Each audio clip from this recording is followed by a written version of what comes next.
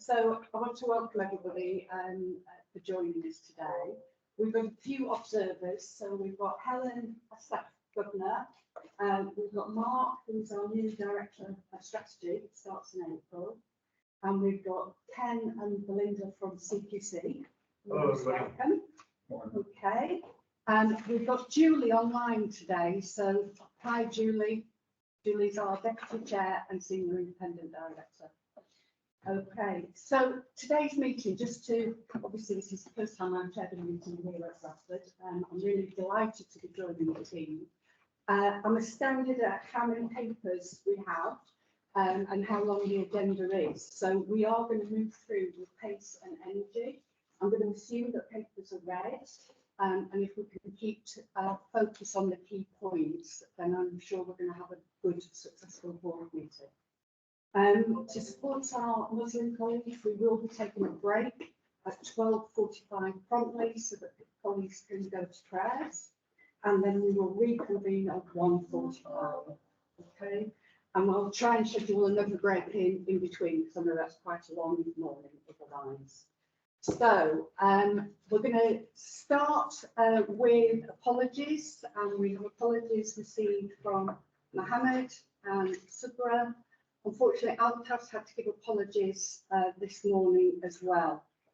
And in terms of declarations of interest, I note that we've got a list here. Can I ask in future that new declarations are highlighted so that we can focus on them? Clearly, I'm making two declarations. One, I chair an apprenticeship business, and the second declaration is that my brother is a manager over in Cheshire at Merseyside NHS. And Helen? Yes, so I have been asked to be a trustee at Mind in Bradford. This evening is the first board meeting where I will be officially appointed. So as of now, I am not a trustee. At 6 o'clock tonight I will be, so I just thought for me. Thank you, Karen. Does anybody else got any changes in declarations of interest to note? Okay. All right, well, with that, I'm delighted to welcome the Spark team to come talk to us today. Karen, are you going to introduce? I will, it'll be a very short introduction. So here's our wonderful Spark team, our wonderful Imam Arshad, our Muslim chaplain, Ravina, who between them are the perfect double act. And Ravina described them as yin and yang. And in the separate conversation, Altaf said the same. So they complement each other so well. So something that started as simple as a Tupperware box with some dates and a bottle of water 6-7 years ago has grown year on year. And what we've got now is our Ramadan Allies project, which these guys are going to talk to us about. So I'm not going to steal any thunder. It's over to you. Thank you. Quite daunting, even. So thank you so much for that introduction. And yeah, I'm part of the Spark team, Imam Arshad. Sometimes people call him Imam, but I call him Arshad. But in formal meetings, I do try and remember to call him Imam. So if I call him Arshad, it is the same person. Seems like a confession from a chaplain already. So we're here to talk about the Ramadan Allies project. It won the HSJ Staff Wellbeing Initiative of the Year last year. We are really, really proud of what we have achieved here at Bradford. It wasn't just an effort from Muslim members of the team, it was a joint effort, a whole team effort. And as you will see throughout the presentation, without the support of everybody here at BTHFT, it would never have got the grant off the ground, never mind receiving such a prestigious award. So what we'll try and do today, give a brief introduction of some of the questions that people have about Ramadan, because we don't know what level of knowledge people have. So we always start with a little bit of information about what Ramadan is about, some of the questions about what happened, when do you do it, why do you do it, and hopefully by the end of the presentation you will know the answers to these, because we've got a quiz that we're going to ask you to. Okay, so a little bit about Hobbies. a little bit about the Islamic perspective on this. So it's one of the 5 pillars in Islam that is incumbent and necessary upon every Muslim, mature Muslim to undertake. It's the 9th month of the Islamic calendar. The Islamic calendar also has 12 months, just like January to December. and Muslims fast from dawn until sunset. So we're roughly looking at 4:30 in the morning till about 6:15 at the moment. But every day it goes up by 2 minutes. So what kind of an impact does it have within our hospital setting? One of the things that we see is an increased use within our facilities, our prayer rooms. On average, we have about 120 people attending our funeral, our Friday prayers, and that's based on our staff, strictly our staff. So during the month of Ramadan, it increases. So we have 2 sittings, and we may end up having 3. As the days go by, we have more and more people wanting to join and come in. So we have to look at the times of our prayers and have them within the needs of the patient, our staff within that. There's a lot of requests coming in for flexible working, and that's something that we've really focused on this year, given our experience of last year. So we'll talk a little bit more about that later on in our slides. Our staff tend to ask for annual leave so that they can focus on their worship. So that's something also that we've looked at this year. There's lots of Ramadan related queries that come from our staff, and it could be based on 2 areas for our staff and also our patients. Certainly over the years, we found that it's a peak time for us as Muslims. So we hardly manage to take leave during this month because of the requests that come in from our staff. Okay. Why do we need to do something? Employees are increasingly looking for employers to embody values. I can't read that. I'm sorry. I'll have to sit on that slide. Actually, that's a lot better. So employers are increasingly looking to employers to embody the values that matter to them. We've got roughly 20 to 21% Muslim staff here at the Trust. It's helpful to have guidance for consistency across the Trust. In the previous years, what used to happen is individual managers were making decisions for their own teams. There was no consistency across the Trust. And what we wanted to do was have some kind of agreement in place. It's not a policy, but some kind of agreement that everyone was following, so that it didn't matter where you were in the Trust, the guidance was the same. It improves staff recruitment, retention and well-being.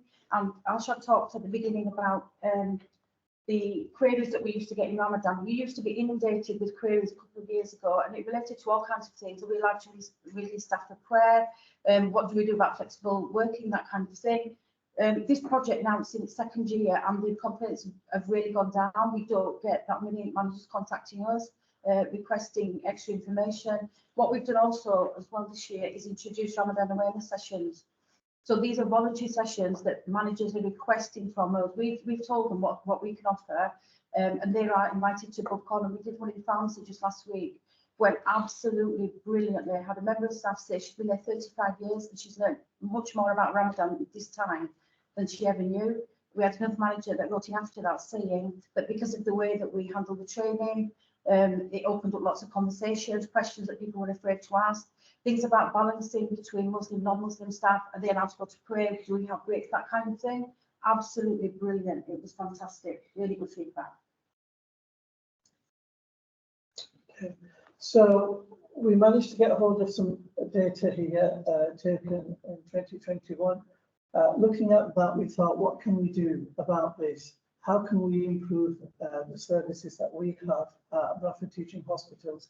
So we came up with some plans, which we'll talk about in a few minutes. And those plans weren't just about us, it was about the senior management team. Karen mentioned 6-7 years ago, we started with a few days, and that actually started from by default from a situation that arose in A&D, where we had several doctors leaving the place to go and open their fast, and it was a concern that what if we end up breaching? So can we come up with something? And that's where it started originally.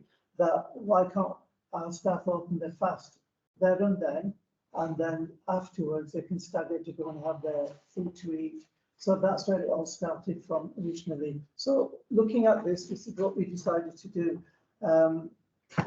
From here, we looked at all of these things, and each one over the last 2 years, we've decided to do something which Ravina's going to talk about soon. Okay, I don't know if you can see the small print. It says, and this is from the Muslim Engagement and Development Census that they did.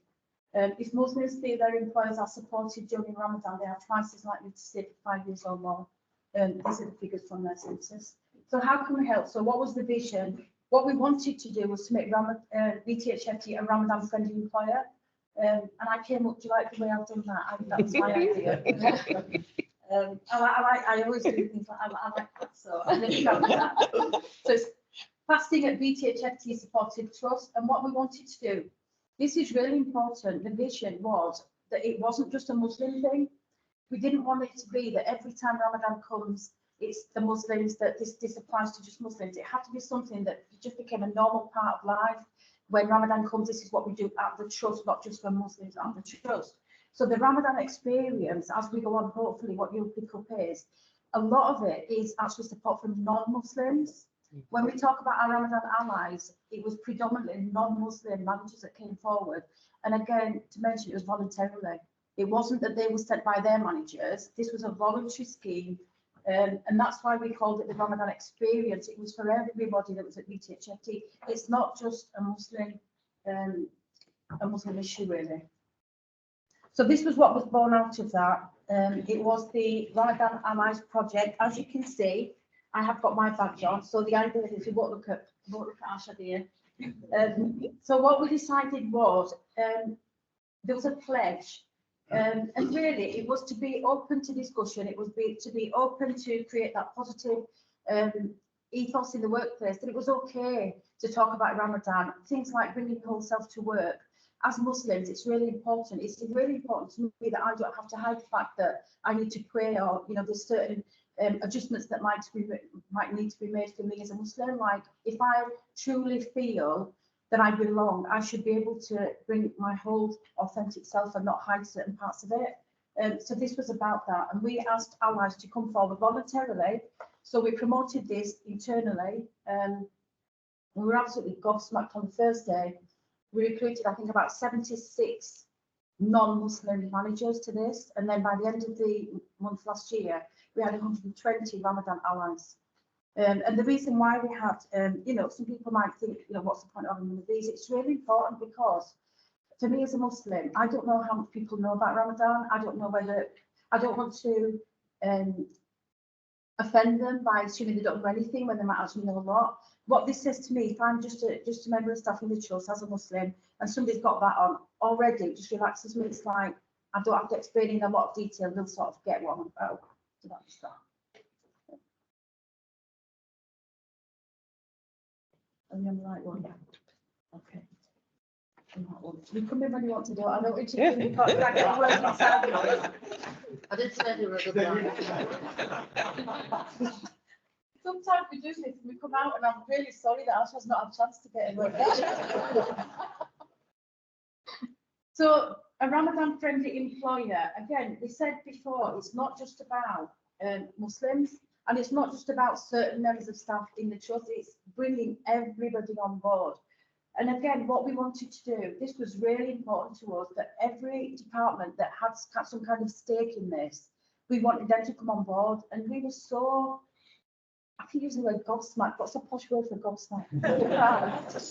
Astounded. We were astounded that people were actually really wanting to come on board. They really, we didn't have to do anything to ask people. We presented what we wanted to do, told them it would benefit them, their Muslim staff, all staff.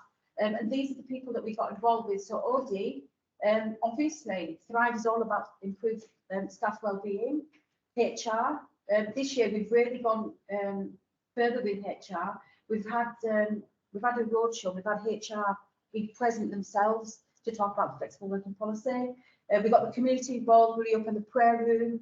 A lot of the things that we use for our Ramadan project, they are donated by the Muslim community. So every year, the prayer mats that we get, these prayer counters, if you're wondering what I've got on, it's a modern equivalent of the prayer beads that you have, like rosary beads.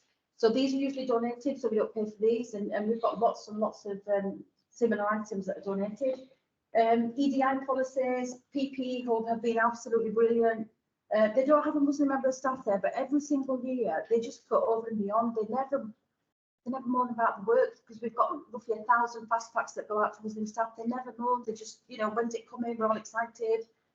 Charities, big, you know, shout out for charities. We couldn't do it without them. They fund the project. So they've given us the money to do this. And then the comms and social media team, we are so grateful because if it wasn't for them, nobody would know about this project, internally and externally. And I'm going to be quiet now because I know Ashley's wanting to get in. So we decided to have two different types of packs. So the first one, I'll just talk a little bit about the prop pack. Again, Rubina's come up with that, so. Do you like, can you see what it says?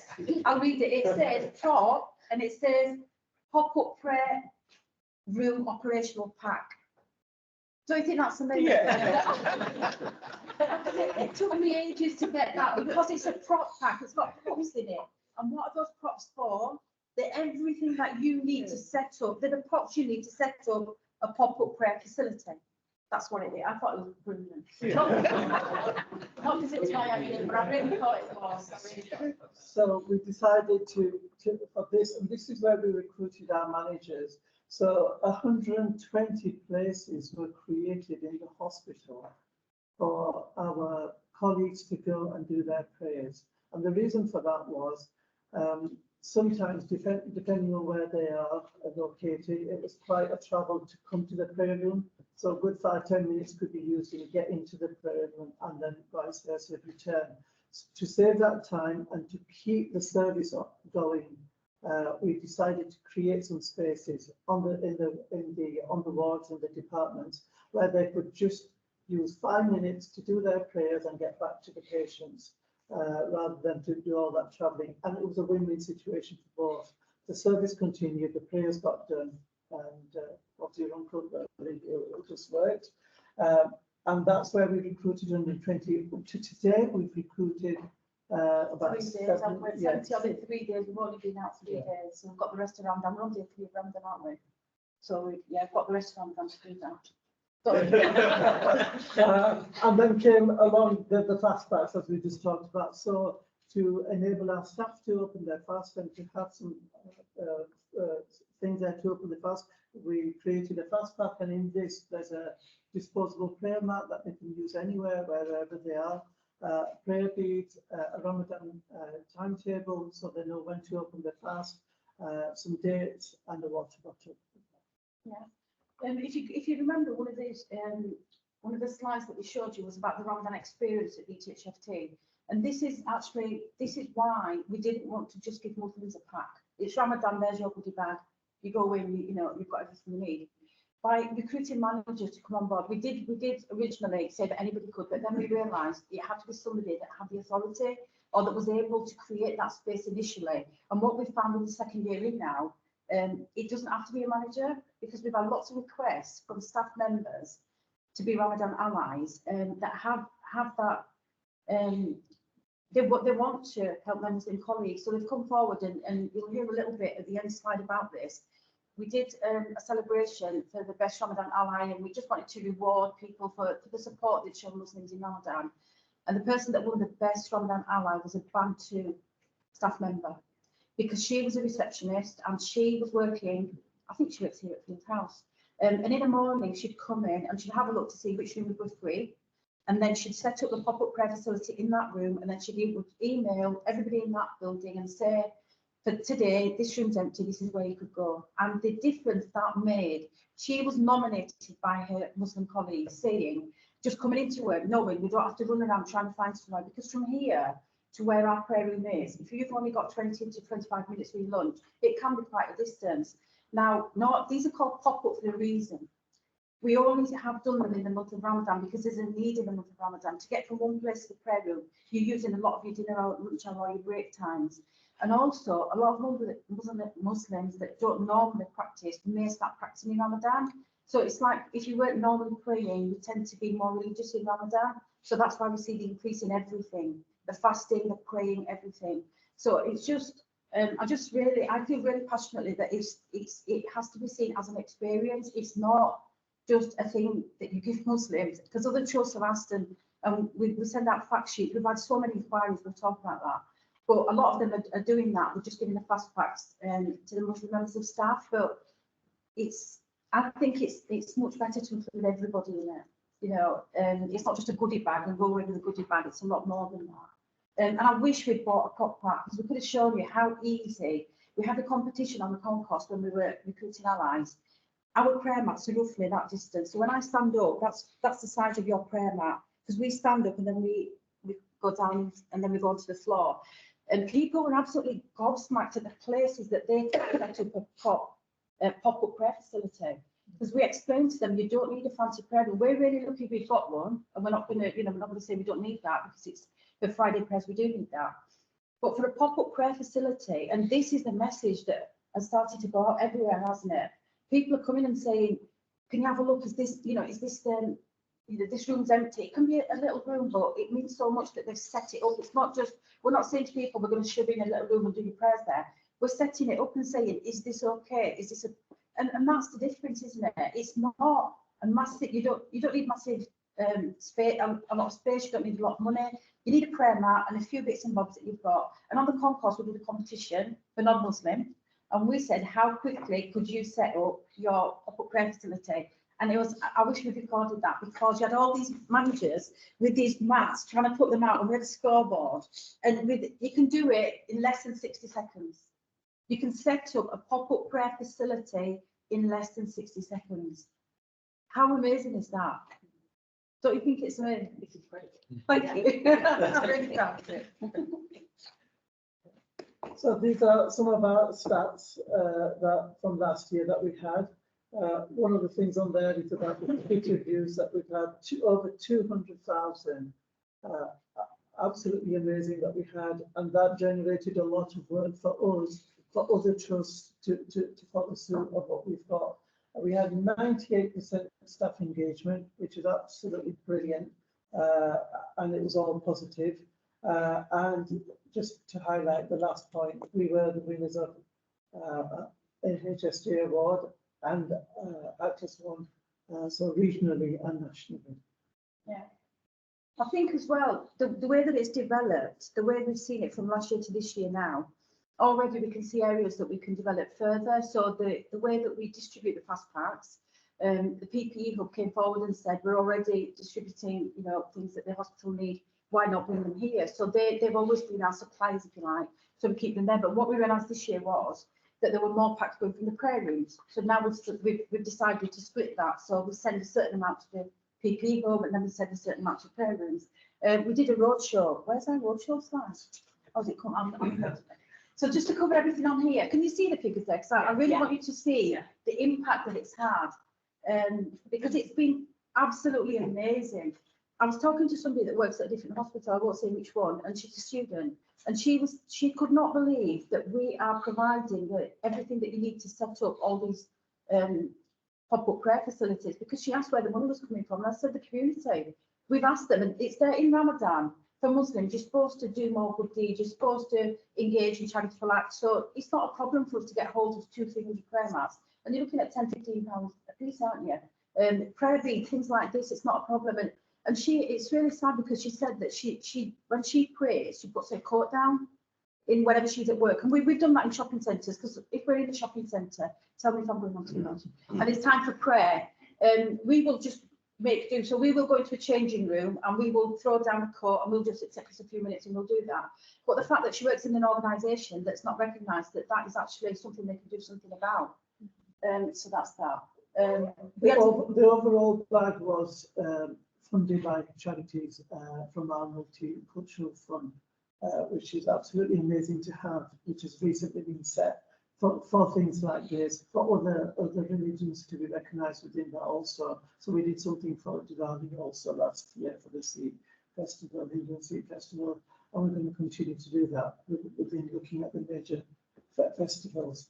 I know we were going to, I think you'd finished on that, but I want to point out, we were finalists for 5 awards. We got shortlisted for 5 awards. 2 of them were HSG awards, one we won, one we were runners up. And we were runners up in the Nursing Times Awards. We went to Manchester, didn't we? And then some of our colleagues went to London. It was amazing. Yeah, I just wanted to get that in to make sure you've seen all the awards that we've got. And this is some of our feedback that we've had. And there's one point I just want to read out to you. This has helped open up several conversations with staff that I would normally never have had. And that is the ethos that we've built within Bradford Teaching Hospitals.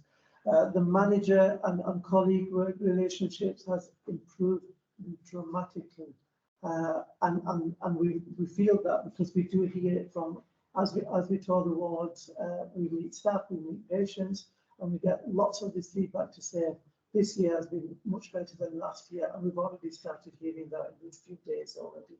And that always, it reminds me of one of the conversations that we had with a member of staff 2 years ago before we set up this project. And they were really, really struggling with trying to get time off of prayer. They didn't know how to explain it to the manager.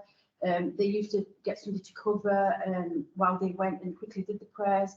And that got us thinking about the fact that if it's something that can be accommodated with minor adjustments, we're not saying, you know, everybody, like we said in A&E, when everybody goes off at the same time, we've always, whenever we've talked about Ramadan, we always say service delivery comes first. We as Muslims, we have to adapt around the working day as well. We have a window where we can pray, so it's not like it's bang on for everybody rush out and pray. We have a bit of time that you can stagger the breaks or thing. We can work around that. And it's that, I think that as well in pharmacy, what they were saying was they have, I think, 40% Muslim staff. And she said it can be quite difficult to negotiate and rotas and things like that. But she said what you've done is opened up that conversation. People are like, you know, they're going to do something about it. It's brilliant. We need to tell them so they know what they need to do. And that's really, really important.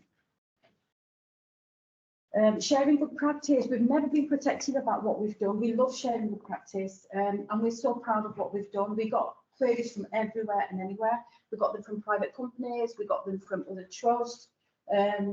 Race and inclusion engagement, chief executive officer at Leeds, radios, we did radio interviews, we did articles, we did all sorts. Asian newspapers, nursing standards. I forget, and then I look at it. I'm so proud of what we've done. You forget. This was something new that I came up with, and I'm so proud. And I picked the little thing as well in the middle of the roadshow.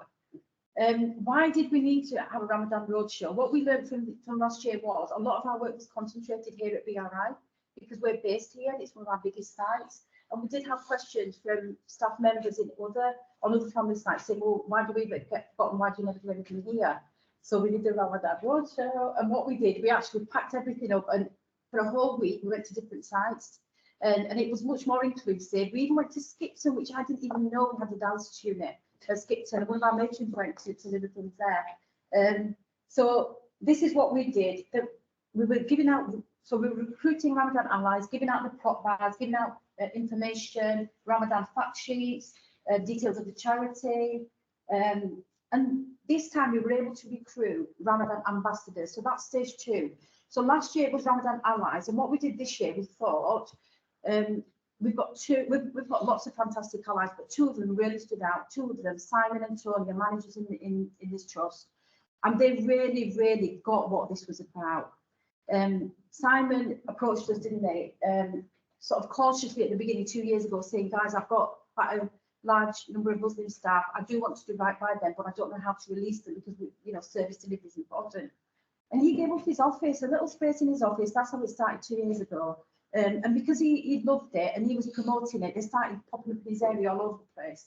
So we recruited him as a Ramadan ambassador, and Tony, who fasted last year some of the days as well. The reason we've got those 2 guys is, again, this is not just a Muslim project, because even if you're not fasting and you're not a Muslim, it's going to affect you, whether it's a colleague that you work with or you're managing Muslims, it is going to affect you. So it is a good idea if you know a little bit about it and what is helpful. And what we like to show is, don't be worried if you're a non-Muslim that any of the questions you're going to ask are going to offend, because you've got to start somewhere, you've got to ask. Tony and Simon are white British non-Muslim men. And when you look at the way they talk about the Ramadan project, you forget that, because they'll be saying to the allies that are coming on board, no, you need to put them up this way, Mecca's that way. It was Simon really in his yelling way. It was like, no, Mecca's that way, you need to put them out that way. But it's those guys that are taking this work forward. It's not the imam with the big beard and the Muslim female with a hijab that's doing it. Even if we weren't here, I know for a fact, Simon and Tony, if we handed over this project, they would just be like, bring it on, we'll do it. And that's it. They've got the confidence, you know? Sorry, I'm going on. HR was a massive thing this year. That was a new development, a new layer this year. Why is HR important? If you go back to the figures that we looked at, Muslims were saying that flexible working was really important to them. People understanding what Ramadan was about, that was really, really important. We've always had a flexible working policy here at the Trust, but not many people know. And again, that's not just exclusive to Muslims. A lot of non-Muslims don't know. So what we decided was we got in touch with HR and we had a nominated member of staff that we liaised with for our project. We told them what the challenges were in Ramadan. Like we got up at 4, did you get up at 4? Did you? Got up at 4 this morning, and then, you know, do you go back to sleep? Do you not? Do you come into it tired? What do you do? Explained all of that. They put together the most important things from the flexible working policy that could work for Ramadan. So later starting, early finishing, whatever they could do within that policy. And again, why is this really important? It's important because it's not done exclusively for Muslims. It's for everybody. But if you can benefit somebody at a certain time of the month, why would you not promote that? So we asked if they could represent us, represent HR. And this time on our roadshow, we took them with us. So it wasn't just Imam and me. It was HR. We had charities with us as well, and we had the ambassadors. So it wasn't us to have got this project, you want to come on board. It was, look, the whole trust is on board with this idea. So really proud of that. I keep finishing every slide with saying I'm really proud of it. And this is just a snapshot of our Ramadan Alliance. Couldn't fit them all on, even if we had screens all across them. Yeah, really, really proud. And the reason we have the badges, some people might say, well, what's the point of that? But it's because, how do you know, how do I know? If you don't visibly look like a Muslim, I don't know how much you know about my faith. That shows to me, you know a little bit, that you know enough to help me in the trust. And what we did, part of the staff wellbeing of the Thrive was, we didn't just want to get people on board and then forget about them until next year, because it's not about that. So what we did a Reflect and Connect celebration. So we wanted to reflect on the project and, oh, it's gone off on that one. And we wanted to connect through a celebration. So we put Eid into the mix as well, because straight after fasting we have Eid. And it's connecting, so it was a Reflect and Connect celebration. It was absolutely fantastic. We smashed, I don't know the posh word for smashed it. Smashed it. Like smashed it. Smashed it. We absolutely smashed it, guys. We had different categories for the Ramadan Ally. So it was the best Ramadan Ally, the best department. It was lots of, we had 4 different categories, and just a picture of some of the ones that won. They won the best department because they're the PPE hub, and none of them were Muslim. But they went out of their way to do everything that they could to make life easier. And we really wanted to show our appreciation for that. So because we were fasting all month, we went all out with food and drink, and we had a mocktail bar and all sorts. It was absolutely brilliant. And that's what's on the stage for our HSJ awards. That's how it ended. So we're bang in the middle of it now. We're in Ramadan, and yeah, we're bang in the middle of the project, aren't we? Sorry, did I give you a chance to speak? I'm so sorry. Did I say anything? I've got the rest of the day. Guys, that was absolutely fantastic. Thank you. As I said, this is my first board meeting, and that's our my first agenda item. I think I'm going to remember it forever. What an honour. So fantastic. I'm so proud of the work we've done. We love it. We're so proud. So questions? Well, it's not a question, it's a thank you. You're amazing, you smashed it. But the slide where you talk about all the people learning from us, which is fantastic, and I know lots of people have, but we learn from other people as well. And just this Absolutely. weekend, we kind of something popped up via social media that made me think, oh, hold on a minute. There's another organisation, they may not be doing this, but what they're doing is extended visiting for all patients, so that after breaking fast, people come and visit their loved ones. And very quickly, within 48 hours, we've adopted that as our chapter for Ramadan. So we want to support our patients, make sure they have visitors, support our communities so that they can see their loved ones. It's very special.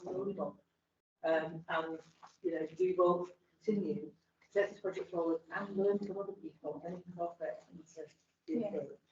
Just to add on to that point, now, this year we also, before this came about, we decided that we should be looking at areas of where carers are in hospital, so paediatric wards or special needs patients, so we've got carers with them. Yeah. So warm, hot food can be given to them also, and that was also arranged with that.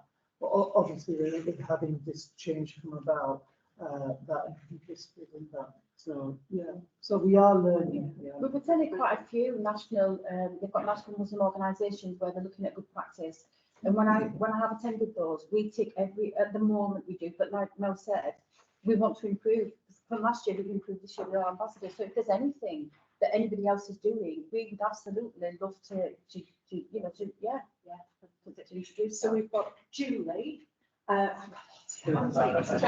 Julie, Fahim and Paul, and then Sergeant Ray. So let's go.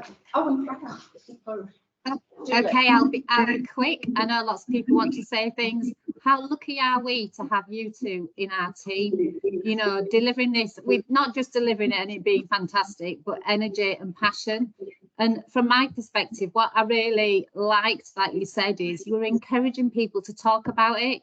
Sometimes as a non-Muslim, I feel embarrassed about asking people and not having the right knowledge. So I love the fact that you're opening that up and you're getting us all to talk about it.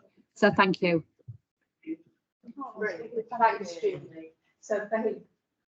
Asha, I'm just so brilliant and fantastic, and as a Muslim member of staff on the board, it's fantastic to see, and actually I can see the difference it makes from my perspective as a Muslim. I just wonder whether you want to talk about, in terms of class, we're talking about best practice and things we're doing to improve year on year, but the Friday fair and what we're doing at the moment and how that makes a difference to staff. So during the month of Ramadan, there's normally on a daily basis we have 5 daily prayers to pray. But during Ramadan, it's a special prayer and a long prayer, a late evening prayer, and that is where the Holy Quran is recited, because during the holy month of Ramadan, that's when it was revealed. And the practice was between the Prophet and Archangel Gabriel. They would recite the Quran between them. So that's a tradition following the Prophet's teaching that happens everywhere. So we here in the Trust have also established that, and it's for our staff who are on evening or night shifts who won't be able to go to the local mosque to do that. So they would miss out on that because it's only once a year. So what we don't want to do is upset rotas or anything like that, that we don't want to do the night shifts because we have to go to the mosque. We've decided to implement that also. So we have evening prayers, the Tarawih prayers as they're called. At the moment it's 7:30 to about 8:45 or so, and we lead a prayer. So, and with that intention of reciting the Quran, it's about doing prayers for our patients and our staff in our hospital basically. So we do have a good number of staff coming to that. We have staff that with the flexible working, they basically start early and can finish do the prayers and then go home. So what that means is rather than rushing at the end of the day to rush to a mosque, they finish the shift and they're just on site and do the prayers before they go. Yeah, no, thank you very much. I want to go back to just one of your first comments was about bringing your whole self to work. Because I think the fact that we've got this project sits really well with the fact that we have conversations about menopause, we have conversations about bereavement, we've got conversations that straddle the entire inclusion agenda. And the core theme in that as well is being curious and having information to ask those sorts of questions. And Saj and I talk about this all the time, there's lots of parallels between the Irish Catholic tradition and some elements of it. But I'm ignorant and relevant about it unless I'm curious and figure out the information. So thank you very much for what you've done and also for the signal about bringing your whole self to God, because that's exactly what Thank you. Thank you. Thanks, Alcina, and indeed the rest of the team. This is absolutely fantastic. I looked at a number of different organisations and the amount of activity we get going on of people from different backgrounds of faith and of no faith is amazing, and that happens through our Spark team. And there's a reason why it changed its function and its name to be Spark. So that's a really important point there. In terms of the point that you've made there, Paul, I think what this has enabled is conversations to happen, difficult conversations. So you think senior colleagues and senior staff in organisations would feel they're able to go, but actually people would make excuses and think, oh, I need to pop out for a break, or I need to, well, you don't, you need to go to the press. It's absolutely fine to say that, and it's absolutely fine to go and create time in your day to do that. And I think that starts from the top of the organisation. And we have, as you say, interesting conversations, which actually broaden our understanding and our perspectives, and then get a real feel for what it must be like for junior staff and colleagues. So that was point one. Point two, I think we've seen an added benefit of initiatives like this. So things like, you mentioned the Eid celebration, so I know our theatres team last year, as part of their celebration, one of the big apps through Ramadan is charity. So the teams got together to have a Eid celebration. As a part of that, there is money, and that money's gone to a hand well pump in Pakistan. So real connection where people not only benefit here in terms of teamwork, but people benefit across the globe in terms of the work we've done. And then wider than that, outside of Ramadan, that working perspective, to give you an example of the bereavement services, the scanning facility we've got in Bradford, and the out of hours body release process. I mean, Karen and I often, irrespective of whether we're on call or not, and in fact Mel does as well, we'll get a text message or a call from a local councillor, a local MP to say there's been a death out of hours, can you assist? The processes we've put into place for our medical director's office and our medical examiners in terms of being able to facilitate an early release makes such a difference to the community and population we serve.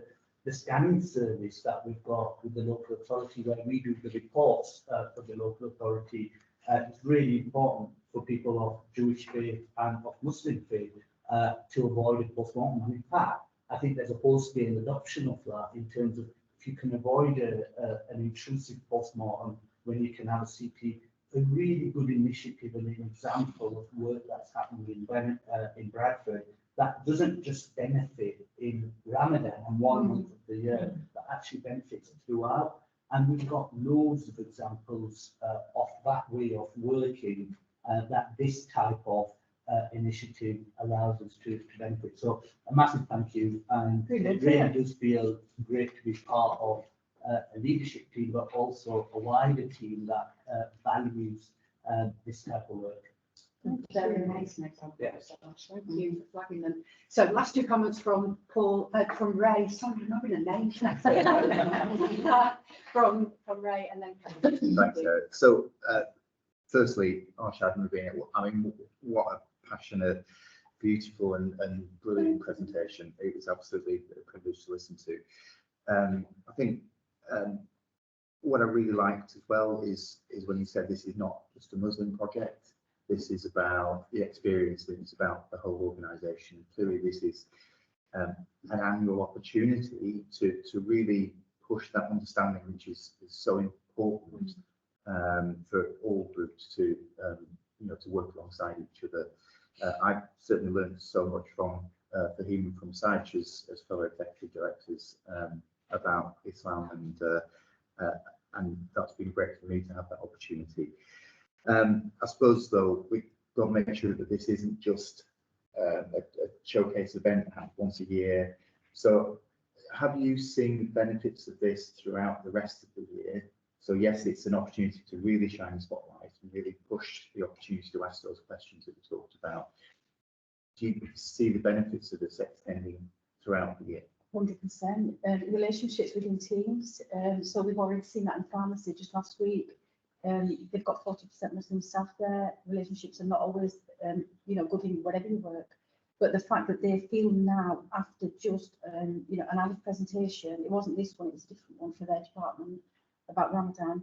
They feel able now to have those conversations openly. She said it was delivered with humour. so nobody felt sort of under the spotlight or targeted or anything like that. And also throughout the year, what has developed from this is the diversity calendar that we do with EDI. So all the colleagues in the team, for example, straight after Ramadan, we had the the Diwali, Easter, and then the Diwali. So we've been able to, colleagues in the trust that normally wouldn't know where to go or who to ask, they've come on board saying, what is it that we can do for that? So we pull in other people for other celebrations. We were sorting out Diwali lives over Diwali. We're looking for a priest to come in and talk about things. So it benefits everybody, because we're not, it's not just about Muslims and it's not just about Ramadan. It's whoever, whatever and whoever you are in the church, you're important. And a lot of our conversations, I don't know if it's because the way we are, like nothing's off bounds.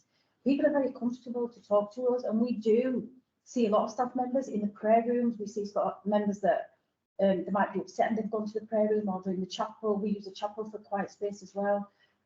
We do know a little bit about what's going on the ground, so they will come to us about certain things. Some things we will then direct them towards the other channels where they need to go, but we are listening in for a lot of people, and it helps raise our profile as a team of what we offer on the wards. We're not just here for patients, we are here for staff members. Things that happen outside, we do bring inside. You can't just switch a button off and come into work. The conflicts in the Middle East that's happened, we're seeing that when it happened, how it's affected all staff. It's not just Muslim staff. Staff that work in a hospital relating to what's happening there. Well, that's happening there. We work here, we're feeling that.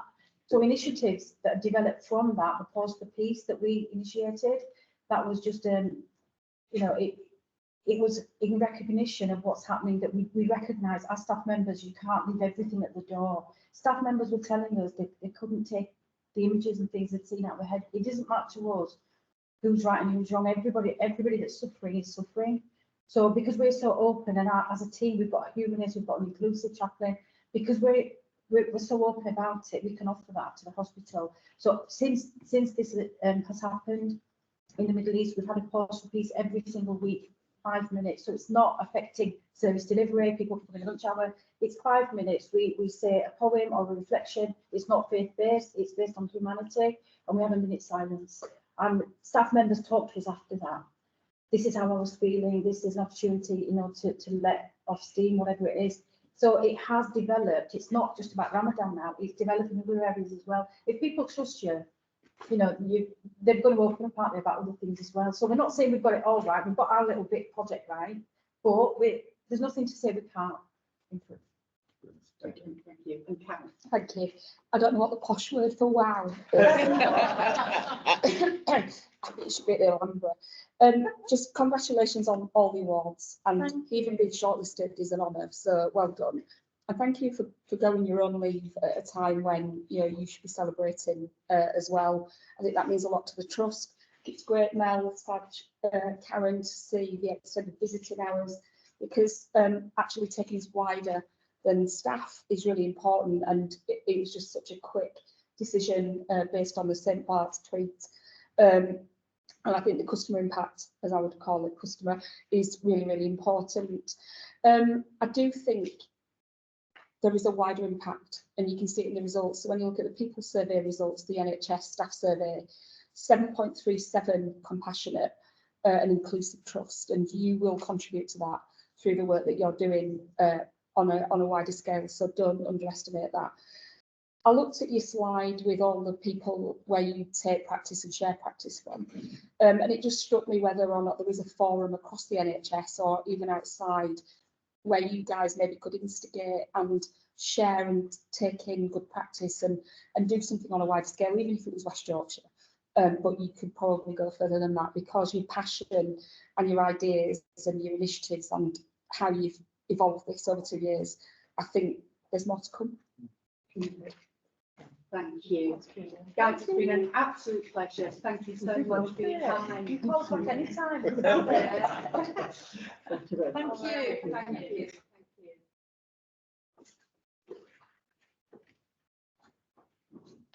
Okay. Right. Thank you, everybody. So with that, can we go back to the agenda? Oh, it's just an amazing presentation, isn't it? It's so fantastic work that's going on. Right, so we've got the minutes of the last meeting. Is everybody happy that they are accurate? Are there any things that you want to raise? Okay, so we have to approve. Thank you. And then if we go to matters arising, Laura. So I think all of the actions that were due for completion by the meeting are complete. So I won't go into detail of any of them, but happy to take any queries. Okay, any queries or any other matters arising we want to raise? Okay, thank you. Which brings us on to the report from the chair that Jackie has kindly written. Thank you very much. Which covers business that's been going on, some of which predates when I actually arrived. Happy to take any questions on that, but I just wanted to say how delighted I am to be here at the Trust. And a big thank you to all of you for your really warm welcome. It's nice to actually meet you all in person today. So when I look at the Trust, my initial reflection is what a strong performing trust this is. You know, there's many strengths, and excitingly, there's lots of opportunities as well. We have some challenges, but I can feel the commitment from everybody that we want to work on those challenges together.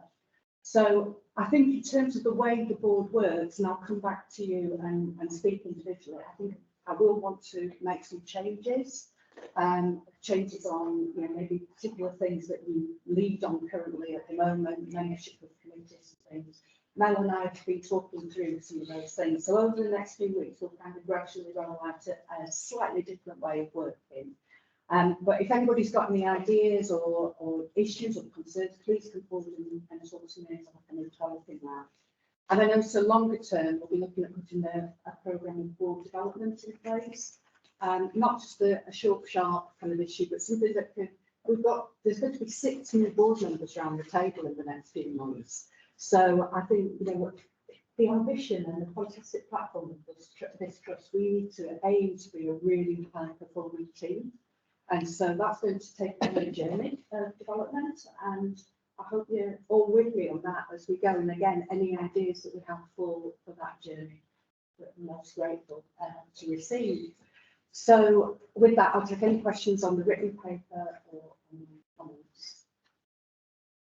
Okay, silence. So now we've got the report from Matt. Thanks, Jeff. I don't think it's a particularly lengthy report this time around, which speaks to the breadth of all the things that are going on in the various domains that make up our strategy, our patients, our people, our place, and our partners. I'm going to highlight just one issue in particular, but also colleagues have left now from I think from the CQC, but to say that we are in the middle of an unannounced CQC inspection that began yesterday morning on medicine, one of the first for service inspection, and that will conclude later today. And we have also been notified that we will be inspected in terms of our well-led domain in the middle of April. So we will, our partners in CQC will depart and then return in the middle of April. And the area I wanted to specifically allude to out of the report was something that's really, I think it's all important, really important because it speaks directly to issues I think that may have concerned our communities. And that is on the 26th of January, I attended something that's called the Quality Improvement Group, which is medical representatives of the NHS England Regional Office, ICB clinical leads, specialised commissioning, and indeed the Care Quality Commission. And the Quality Improvement Group process was instigated by our regulators, NHS England, in response to the serious allegations made by the former chair upon his resignation from the trust that related to our neonatal services and concerns about leadership within the trust. Now, for a number of weeks, beginning in October, the Quality Improvement Group that was formerly called the Quality Risk Review Process has been reviewing evidence, and they have looked at things like our trust board papers, the papers and documents in our Quality and Patient Safety Academy, our investigatory processes in relation to reporting and learning of serious incidents. The appropriateness of those, the reporting to our governance fora, and the timeliness of those actions. They've met staff and they have, over the same period, conducted formal investigations and inspections of our neonatal and maternity services respectively.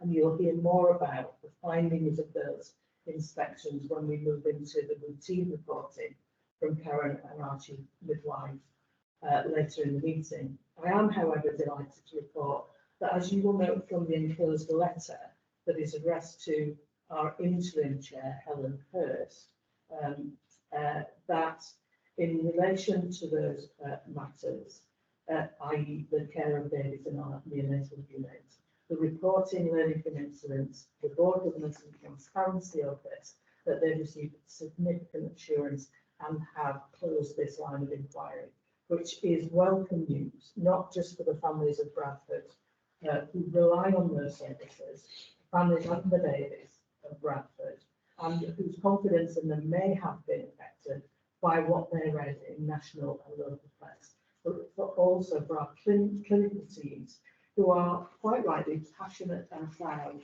of the services that they deliver and continue to strive to improve the safety, effectiveness and user experience of their units over the number of years that they have really been focusing on patient safety and experience. And we'll hear, particularly in the inspection reports, the success they've achieved in so doing. The letter and the findings on which it's based finally gives external validation that the neonatal service is safe, high quality, and clearly chronicles that, contrary to what had been alleged, that this board and the Patient Quality and Safety Academy were fully cited throughout on all matters subsequently raised as a concern. And I'd like to thank clinical teams, particularly on the neonatal unit, for their professionalism and cooperation throughout this difficult period, which was something also commented on by colleagues who made up the quality improvement group team. Okay, thank you. Comprehensive report there, so if there's any questions for Mel on any of that. Anybody? Okay, thank you, colleagues. And so we'll move on to Laura. Thank you. So I think this report, there's sort of three parts to it, so I'll go through each one and then I'll pause.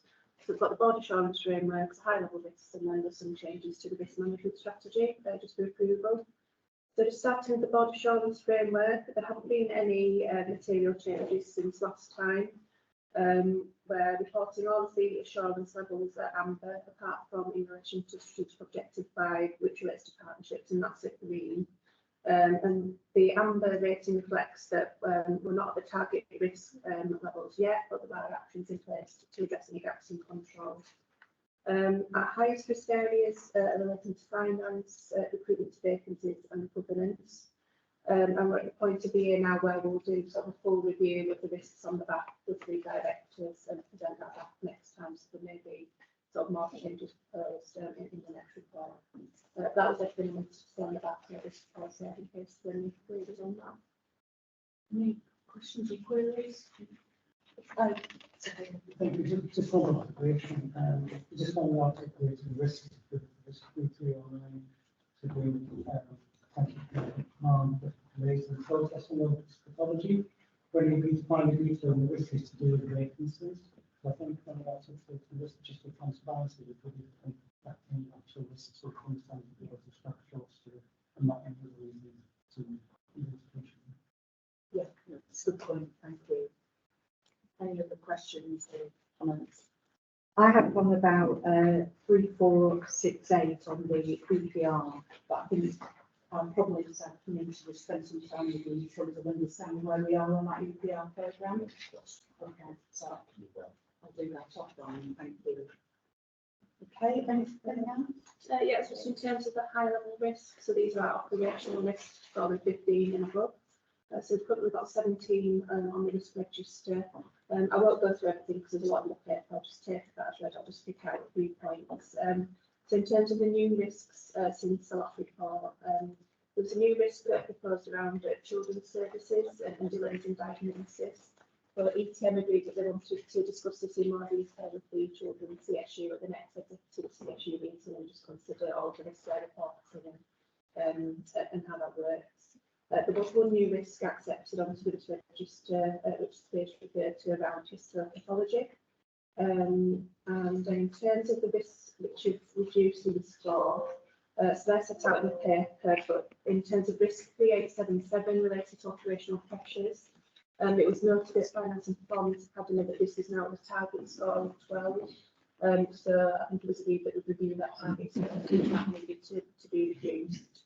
And then risk 3896 relating to gynecology, histopathology. Again, this has been reduced to a 12, but it was agreed that that may need to be increased, but that going forward, we've got the generic histopathology list, so that's one that we reported to the academies and the board, but this one may still be on the 16 on the register, so sitting behind that one. I think that was everything I wanted to add on the available list. Again, I'll just call that as any questions. On the one where I was closing down the specific states risks and increases and stuff like that, because a general risk is really raised about backup maintenance. How in the process will the trust monitor the specific risks, maybe extreme risks, or particular states issues within the general backup maintenance? Yeah, so I think that will be reflected in that overall risk, but yeah, in terms of looking at those specific issues, I mean, I think that'll be through the teams and their reviews of the risk, because that specific thing's probably not at the level where it needs to on the high level risk register. Right, and that would be the key point, actually, that something could be extreme within a general risk, and that would make sure that. I just echo what Laura said, that they are managed and monitored at a directorate or CSU level, that next level down, but also yes, the personal skills and backup maintenance to infrastructure, which is basically an organisation. So that's then to be able to different business facilities to prioritise where we need to start after investment to the most critical areas of investment. Feel satisfied, we've got joint with focus out there. Yeah. Okay. Thank you. And then finally, just on the risk management strategy, so there are some minor amendments. It's meant to reflect our change from clinical business units to clinical service units, and the removal of the planned and unplanned care groups and the way that their meetings work. So just asking the board to approve those changes, which have been reviewed through the audit committee as well. But yeah, just minor amendments at this stage. Okay, does everybody have to approve those? Okay, thank you. I have one remaining question for you, Laura, and it's just a trend analysis. So there's 6 risks which are beyond their review date. Is that, how does that stand on your trend line? Is that good?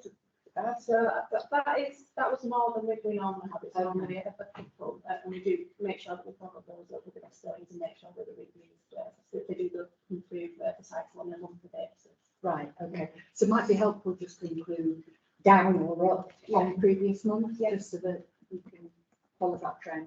Yeah. All right. Thank you for that report. Any other comments on that? Okay.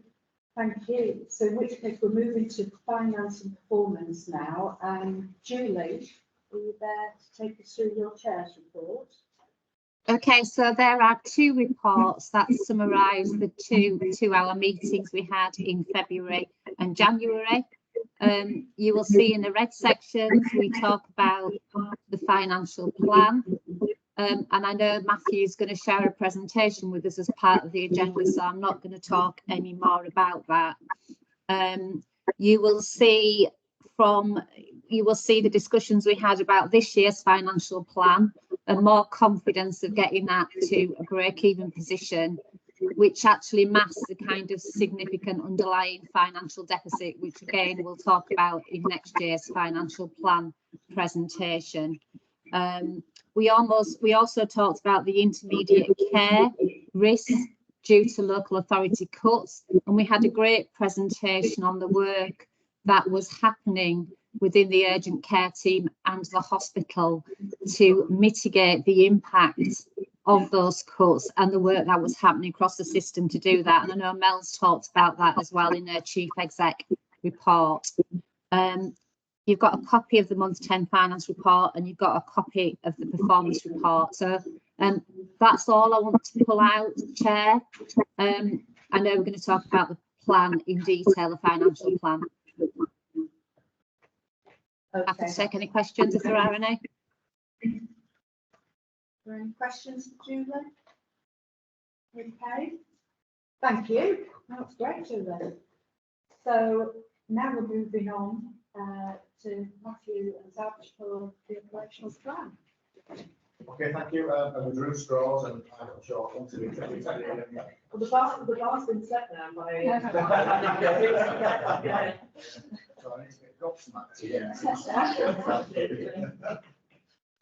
So yeah, so we brought the draft position along for our submission of our operational plan for 24-25, and it covers our people ambitions, our activity performance, and our finance ambitions. To say it's been a challenging process would be an underestimate. Each year it gets more and more difficult, but this year's been a really difficult one. So it's you know, the culmination of a lot of efforts to get to where we are today, and not to be still down. I don't think we can do everything that's asked of us in over the forthcoming 12 months. I'm probably beyond, but we need to, you know, we need to set ourselves ambitious targets in terms of our strive to be outstanding. But we absolutely need to be setting ourselves realistic, plausible, but stretching plans at present. And one thing I probably would recommend, and I know about this, but I couldn't do it, is that we probably dedicated sessions of board to go through this in a little bit more detail over the forthcoming weeks. There's a lot of information here. The time we've got to skim over a little bit, but it would be helpful to colleagues to understand how our plans triangulate, but to understand the implications of what we may have to do as a person, an organisation. So if we go through the order of people, performance, and finance, if we can hand over to the first. Thanks, Matthew. So in terms of our workforce plan, we are forecasting a reduction in temporary staffing across the year. That will then be probably growth within our substantive workforce. We are assuming sort of minimal workforce growth throughout the year, and you'll see that we've actually got a target of 9.75% on our turnover rate across the year, and sickness at 9.2%. So turnover currently is lower than that, but we think it will stabilise at around that. Sickness is currently higher than 5.2%, but that's where we're aiming to get it to across the year. So on the sort of next page, you'll see the headlines in terms of growth. So total growth across the year in terms of workforce numbers is 82, just short of 83 full-time equivalent staff. That's a growth of 1.16%.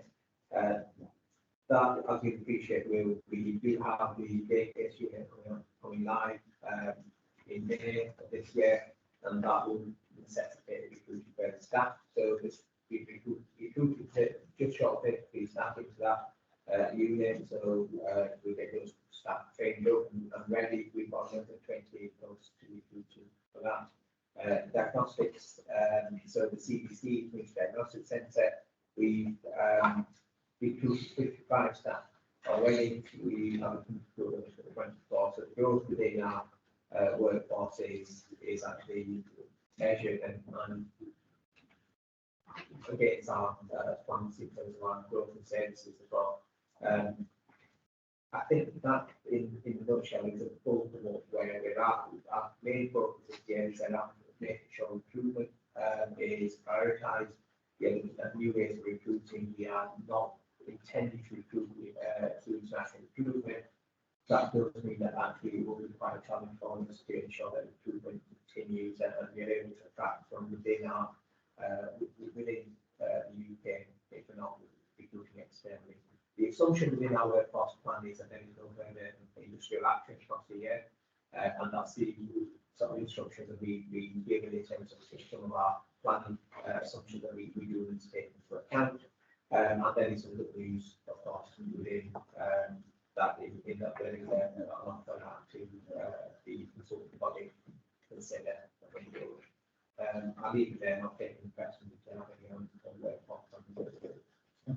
Thank you. Like, do you want to Can I just ask a quick question? Apprenticeship growth is 7%. Apprentices we have in the trust. We've got around 370 apprentices across the trust. And do we spend all our apprenticeship levy? We are close to our apprenticeship levy. I think we're about 100 to 200 pounds per month there. So we do have some room for growth within our apprenticeship levy to be able to grow. That's really good to be spending that amount for levy as well. That's great. Thank you. Thank you, sir. So I'll go on to talk through the activity and performance section of this presentation. As Matthew's highlighted, to say this has been a challenge is an understatement. We're still waiting for the formal guidance to come through. Usually would come through prior to Christmas, but we have had some high-level assumptions passed through to us, and we've been obviously working with NHSE locality teams in terms of understanding what the ask is for next year. We believe that we will move to more of an elective recovery fund next year, which is akin to the PVR setup. So you go above the 180% threshold, and we bring extra money in. If we don't achieve that, there's a risk to the money that we've already received above the 100% mark. So there is some risk benefit there. But at high level, we believe the asks are that we have no 65-week wait patients beyond September of 2024, that we deliver 77% against the faster diagnosis standard, 70% against the 62-day cancer standard, 27% across emergency care performance, 92% bed occupancy. And we believe that the DMO1, which is the diagnostic standard, is going to be set at 95%. That's not entirely confirmed at this point in time. Similar assumptions to what Fabine's outlined previously in terms of industrial action impact, in terms of no negative impact on waste reduction, because when it comes to activity and work planning, what we need to balance is the financial position as well. So we're going to be careful that our waste reduction doesn't negatively impact on quality and indeed on our activity plans. And we have got quite a significant amount of capital work underway, so this is dependent on delivering some of our activities. So the biggest one of that being St. Luke's day case unit coming online, so allowing us to then deliver the day case aspirations we have. Just overneath, you'll see in terms of activity and waiting times what our responses. So in terms of increasing the amount of activity we do to eliminate 65-week waits, but also to reduce 52-week waits, you'll see we've set ourselves an ambitious stretch of increasing activity across all areas apart from outpatient follow-ups, where we want to reduce the outpatient follow-ups in order to create more capacity to new patients. And that's in line with what the national ask is there. But some really ambitious growth percentages there in terms of 7% of day cases, 22% for elective ordinary as well. We put forward a plan to have no 65-week waits by August, so we're ahead of the time that's been stipulated there, and we're confident that we will get to that point. In terms of urgent emergency care, the ask is that's to deliver a 77% type 1 and type 3 performance, to maintain bed occupancy at 92%, and to continue to use initiatives like same-day emergency care.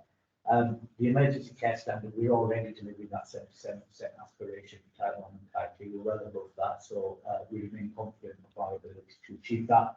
The 92% bed occupancy aspiration, we are unlikely to be able to deliver that, and we really can't put in a plan that delivers that level, because one, that would mean opening up additional beds, and we haven't actually got anywhere to open up additional beds anymore, and that will be a significant amount of cash investment in terms of nurse staffing if we could recruit to get those vacancies filled. So we believe our bed occupancy will be at 93.5% on average, but obviously during the winter months that does increase. Despite that, we still maintain good performance, and this is why working with our partners and colleagues across the system is crucial for us in terms of delivering, continuing to deliver flow through our organisation. Just very quickly, last slide on cancer diagnostic. The ask is 77% on faster diagnosis standard, whilst also seeing an increase in growth. We have continued to see growth in 2-week with fast track referrals coming in from primary care to achieve 70% against the 62-day cancer treatment and reduce the backlogs of cancer, and to achieve 95% of the diagnostic waiting time. We've put forward a stretch target there for ourselves internally. It's the right thing to do for anybody who's referred in for suspected cancer, in that we are aspiring to deliver those. We already deliver the faster diagnosis standard. In fact, we do exceed that 77% standard by some margin.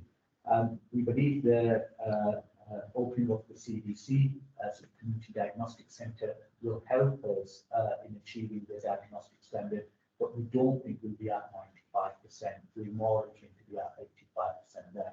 I think this goes back to the point that Matthew was making, is that some of the aspirations that are in, or we believe that are going to be in the plan, balancing it with the money still be a real call over this year. So we're just trying to remain, our teams to remain with an optimistic focus on delivering strength, but recognising that the plans have to be realistic at the same time for teams to be able to deliver. So that's all I wanted to highlight. So there's any questions, Sash? We'll move on. We'll come back at the end and take everything together.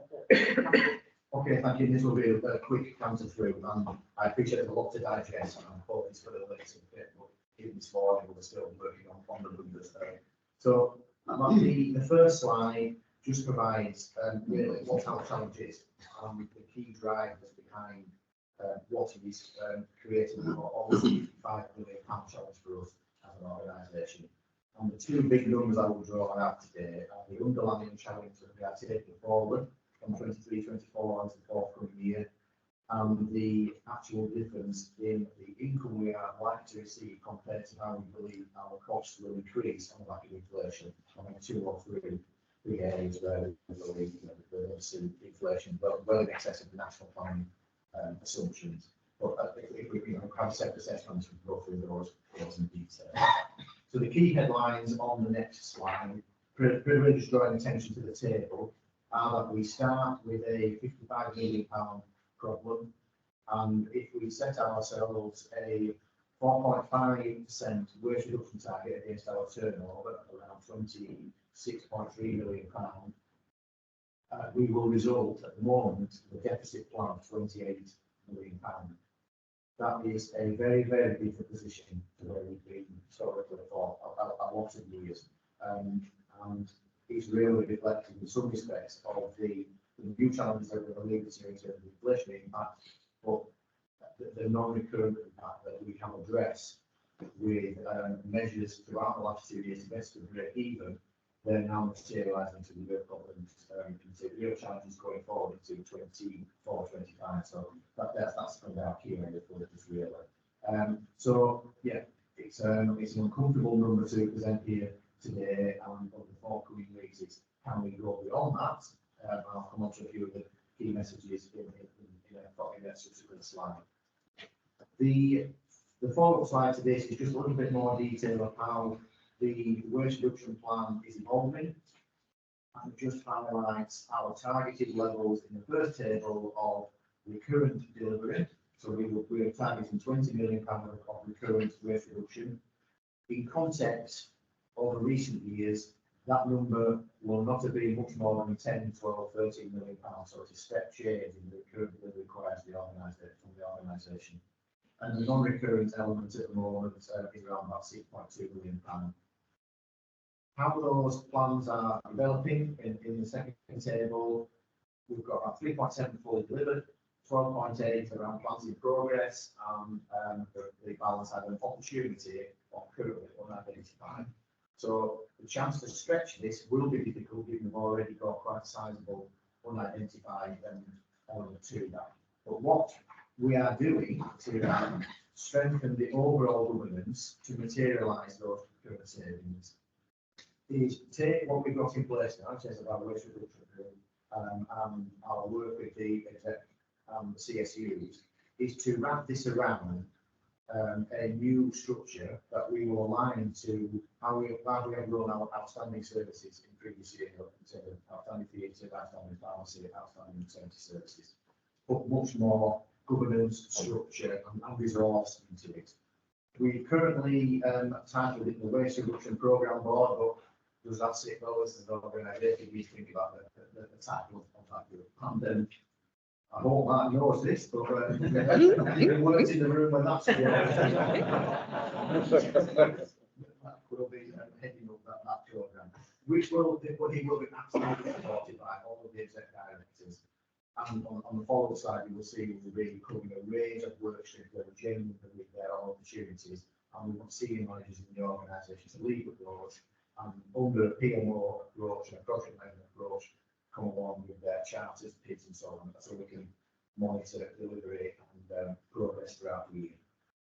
What I just want to emphasise is the importance of maintaining the integrity of our CSU accountability framework.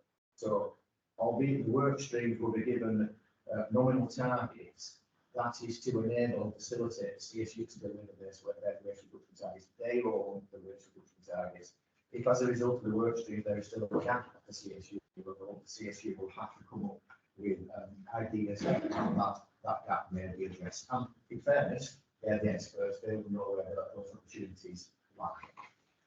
We will continue to maintain our CSU to exec meeting, which again will pick up on the performance aspects of delivery, but to strengthen this and given the scale of challenge we face, I do believe we need to ramp up that financial control and management in the organisation. So we need to give some thought about how that structure will play in from the 1st of April. So just the structure on the next slide is how we intend to manage this with the overall hierarchy and finance performance academy and through to board. But we have somewhere in the region of 10, 12 work streams identified, probably more to come along. I'd quite like to see from Paul's benefit robotic process on there, which is a huge opportunity. We've seen that develop as an opportunity in other organisations on the past, and that's really well that actually. So we will distribute, as you can see down the left-hand side, the overall targets across the CSUs. We've only identified the three big ones at the moment. We haven't put their names on, but they're specialty medicine, theatres, and there's four: urgent emergency care and critical care and theatres. But what we are doing, which is also a change, is that we are asking each of our execs to be almost a sponsor, to sit alongside the CSU to help facilitate and provide support, but a little bit of grip and control as well in terms of making sure this is on everybody's agenda and we're putting equal emphasis onto the money as we are other aspects of our objectives. So the key message is on the next slide, the scale of the challenge to deliver a £55 million task, that will be 9.4% of our turnover. Historically, we've always done really well with negative development, so it's about setting ourselves a deliverable, plausible target, but in a controlled and safe way.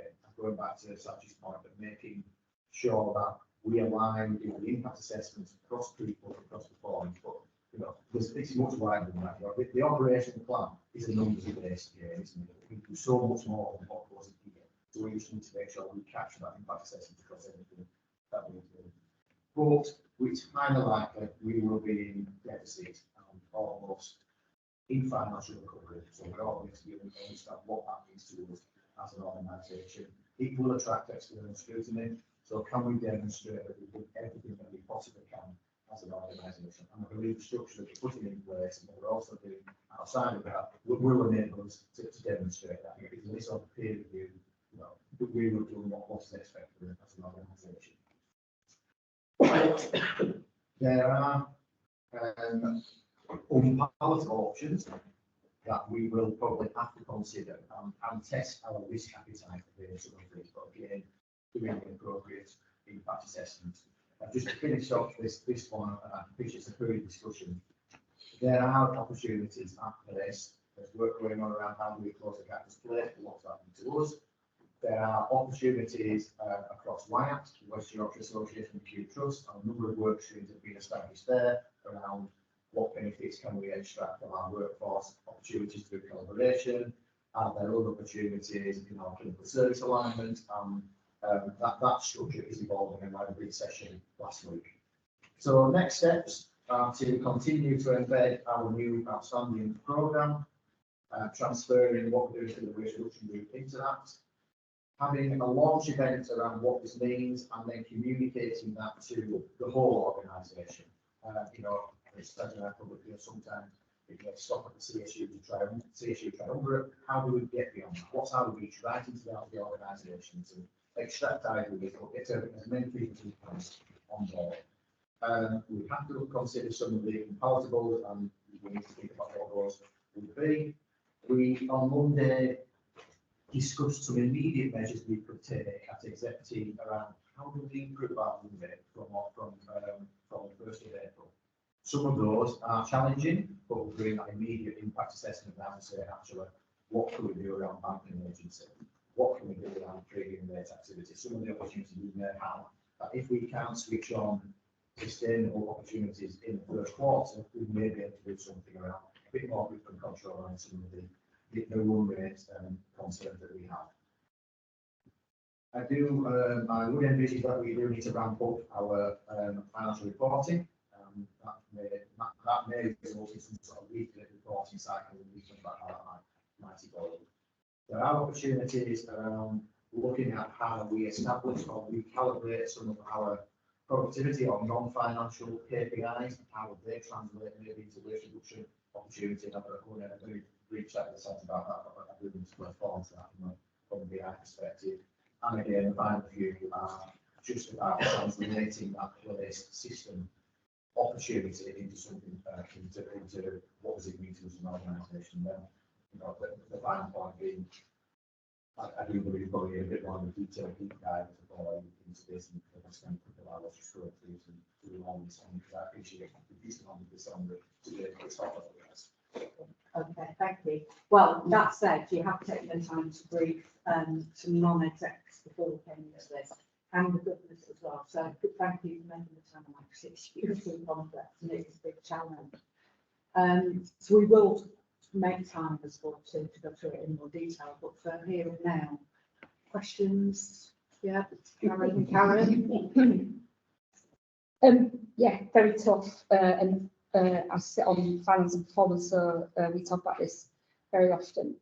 I think there is something about, I hate the word waste reduction, as you know, because it just is negative.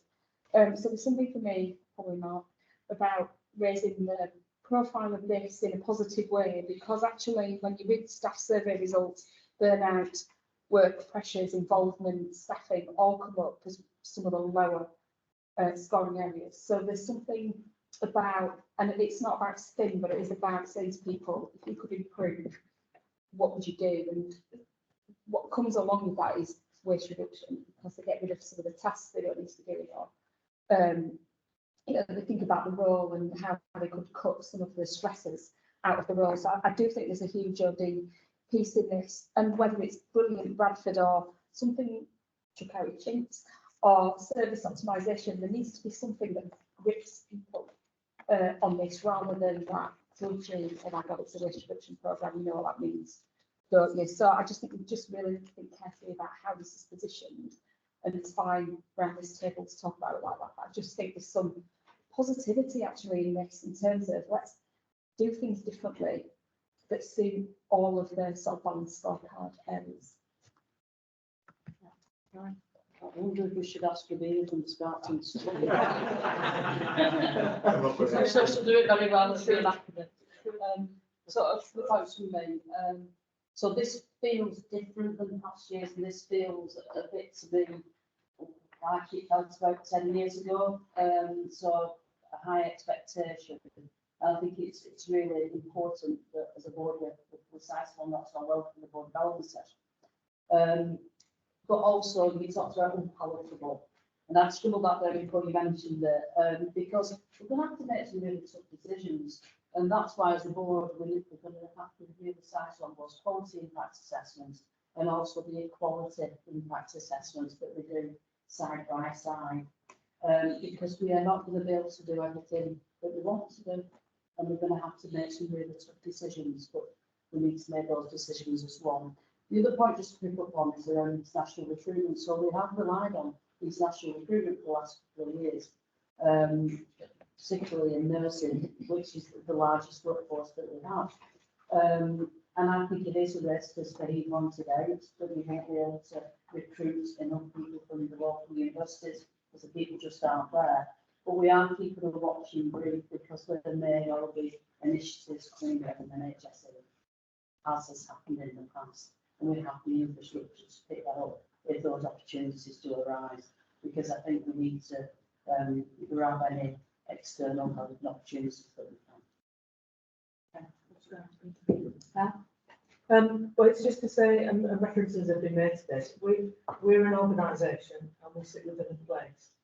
The place sits within an ICS, and these discussions are all being had at the various levels within that construct.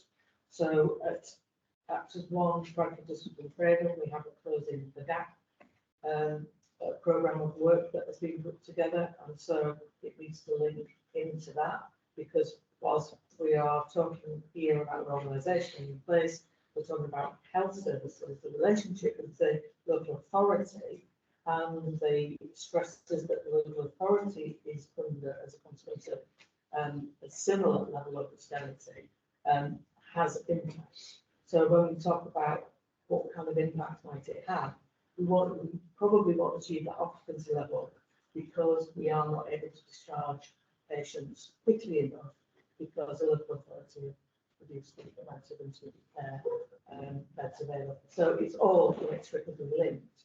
We're in a good position, however, because of the relationships in our place, links into West Yorkshire and the Wyatt, to do things that can be done at scale for maximum effect once, and to concentrate on our housekeeping and our control and our grip and our governance around this internally where that's necessary to do. So it's lots of moving parts. However, I would say from being a part of those discussions, maybe with the exception of one acute provider, every acute provider across West Yorkshire is having this sort of discussion.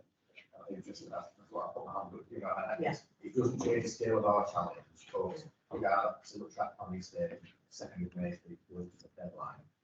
We aren't an outlier at the moment. It's a challenge that we face with all the other issues, but far more proportionately, we're probably in a reasonable place. Not really in the place, but we don't. We're in scale.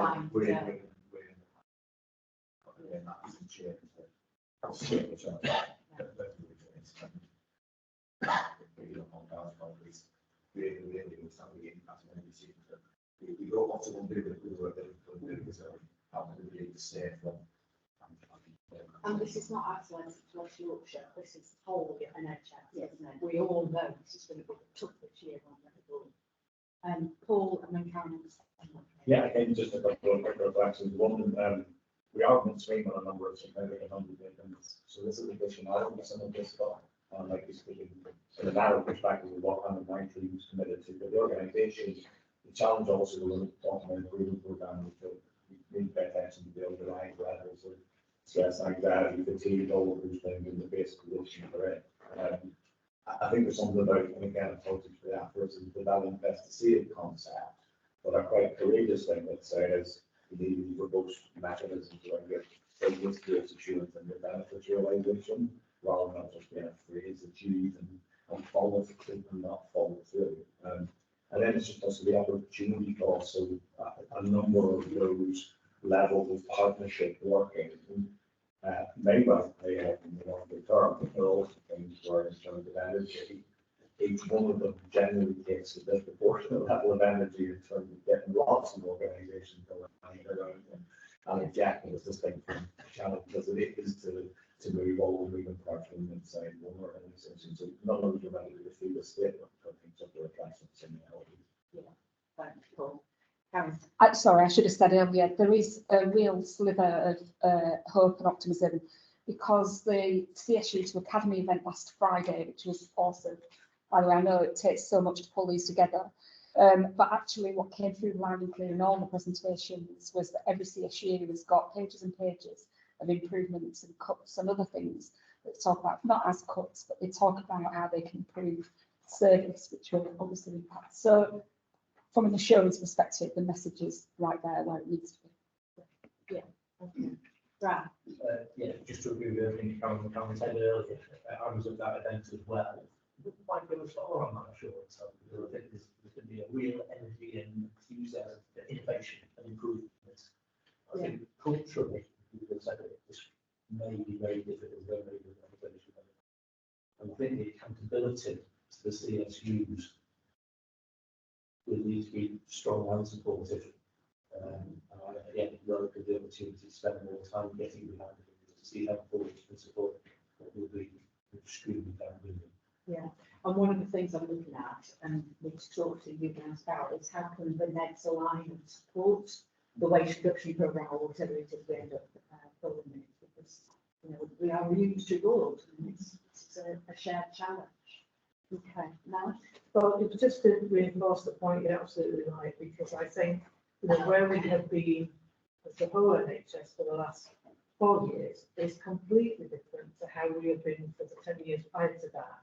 So the ones of us who are longer in the tooth know full well the rigour required to deliver recurrent year-on-year cost reduction through periods of austerity.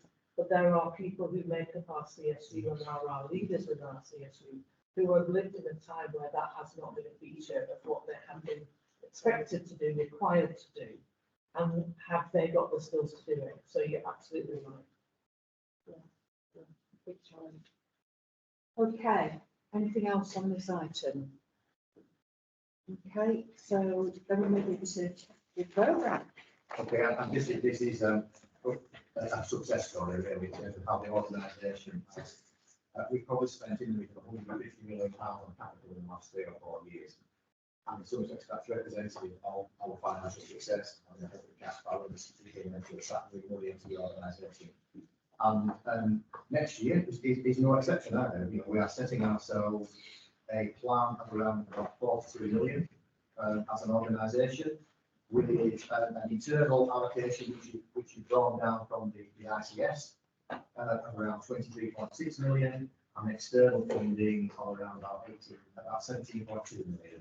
So before we take into account the leasing allocation we have, we've got a £41 million programme, which is a sizable programme for us as an organisation. Prior to the 4 years, our programme ran at about £13.4 million a year. So in the last few years, we've spent a huge amount of capital. Also, it's supported by external funding, but the outcomes have been fantastic for the organisation. So the quality of our estate, improving the patient experience, we absolutely want to continue that ambition.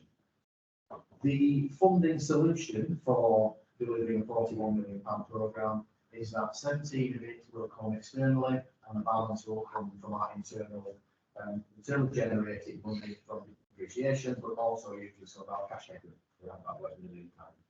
So but overall, the size of the programme, it maintains at a really healthy level.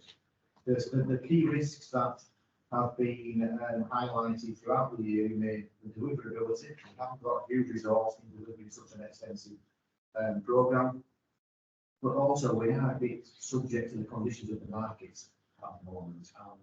We have seen slippage on a number of schemes, and we still haven't got any real certainty around what that position might mean to close around 23, 24, and what impact that might have on 24, 25.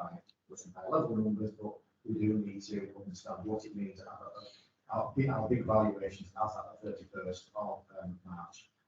And the key one being as well is that subject to us delivering the financial plan as indicated here, we have cash availability to manage this level of the programme. If it starts to deteriorate without being beyond the numbers we've highlighted, we may have to think slightly different about what we invest our cash as an organisation. So under Appendix 2, we've got our indicative programme for the forthcoming year, and we've maintained our normal pots for equipment replacement and safety services. That really means our backup maintenance programme. and then our replacement for digital. Now, digital program normally higher than that, but we brought things forward into this year to allow us to spend our allocation to the reform, but it does have an impact on the next year's overall allocation. The outstanding maternity services programme, we have the emergency decision to continue with that programme following the rephasing of the £12 million investment. So we'll incur around about £5 million on that next year. We will be completing the research and development, the entrance scheme, as also we'll be completing the hand surgery unit, and also completing that our St. Luke's Place Hospital to the tune of about 2.6 million. So a lot of what you can see in our programme for the fourth year are completion of existing big schemes that we have as an organisation. That includes the data anesthesia digital programme. We have at the moment a contingency of unallocated resource of around about 5.4 million, but we won't be able to finalise that number and then target it to specific investments until we know how this year closes down. So we need to understand what that position is throughout April and May to say, actually, is there some money available, or actually has it been wiped out by slippage on the schemes?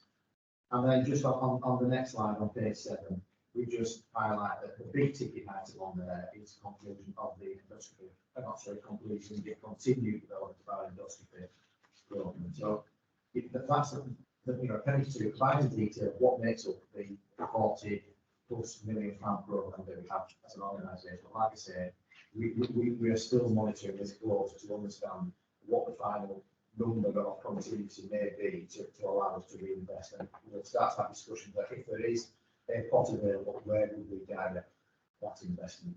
So that just gives you an overview of where we are. It's a continuing development, but I would ask for, if it's okay, that we could delegate approval to this Finance and Performance Academy.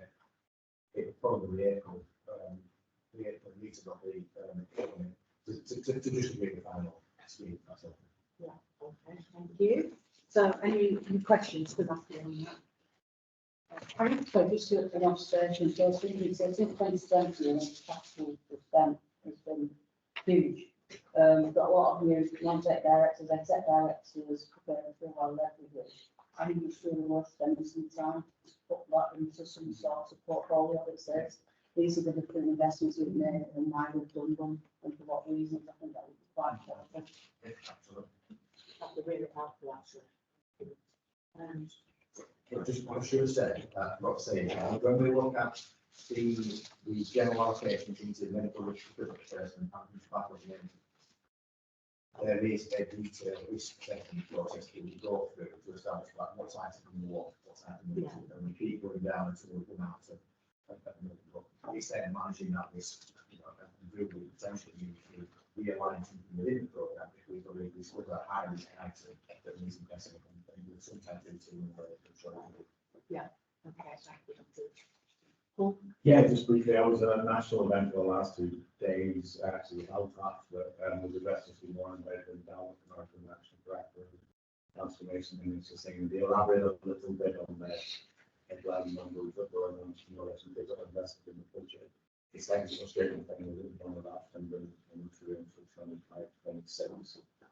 But what, so you picked up in the wider conversation, because it doesn't feel like one of the potential economists is going to be a changing problem with the make an implication in terms of commitment to that investment.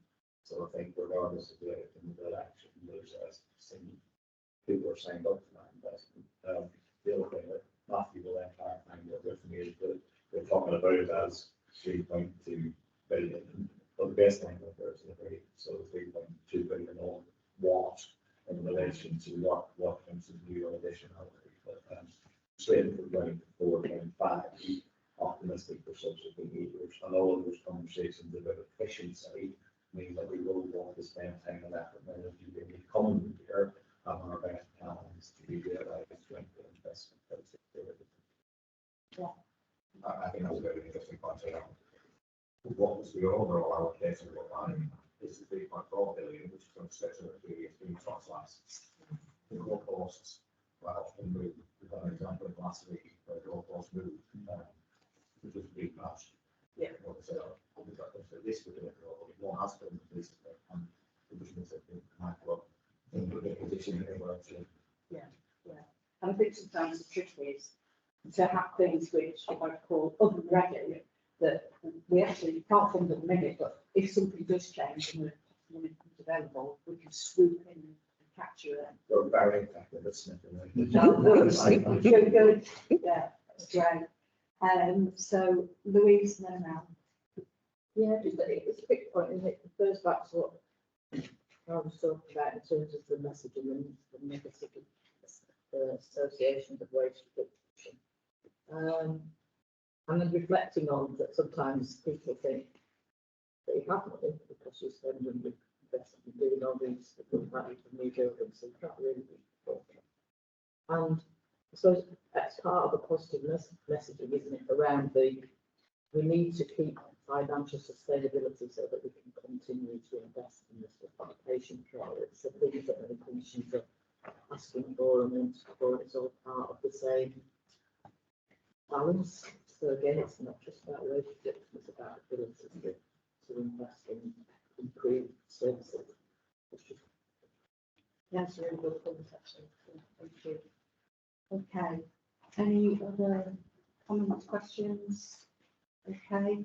So Julia, you have to accept delegated authority into finance, haven't We are, yes, thank you. Yes. Okay. Does everybody have to approve that? Right. Yes. That was for the capital fund, the specific acts. Yeah. The specific acts for the revenue fund. So I think we will have that detailed session as a board, but we may have to open that up into a form of also that these are the recommendations that we sign off. So that's it, isn't finally agreed yet, but my intention is that we will have a formal board every month. So not just public, but alternate private, so there will be a bit of the May is your deadline, is that right? So there will be a bit of what we can bring back.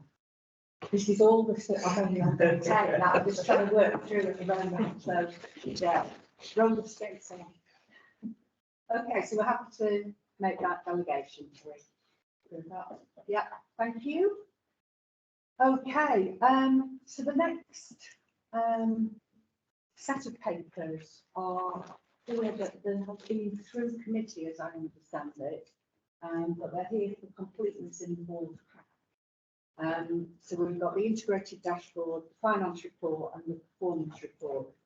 Do any of the authors of those reports want to draw out specific comments?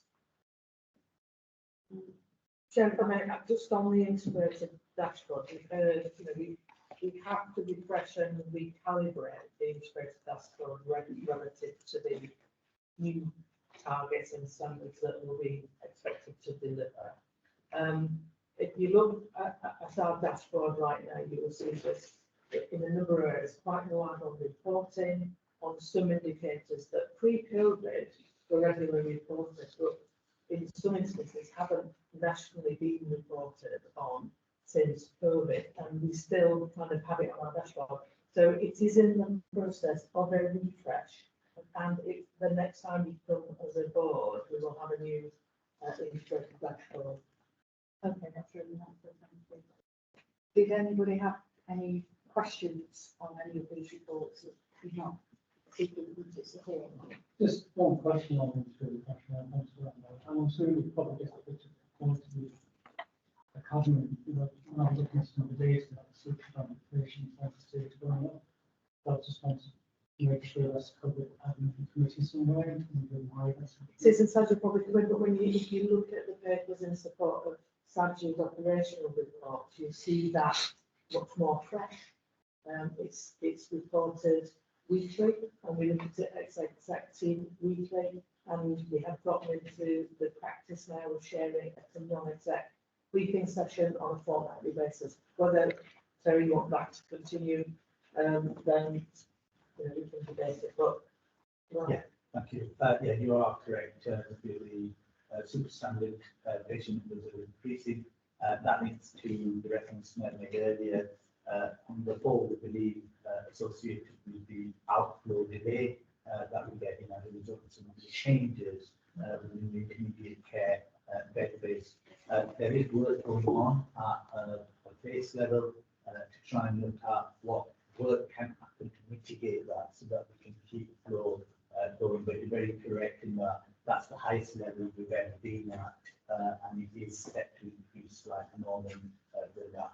Despite that, as a counter, what we do know is the initiatives that was put into place, such as the same day emergency care and acute ambulatory emergency care unit, is avoiding admission. So we're trying to offset that increase with avoiding admission in the first place, but it is a good avoiding working on it.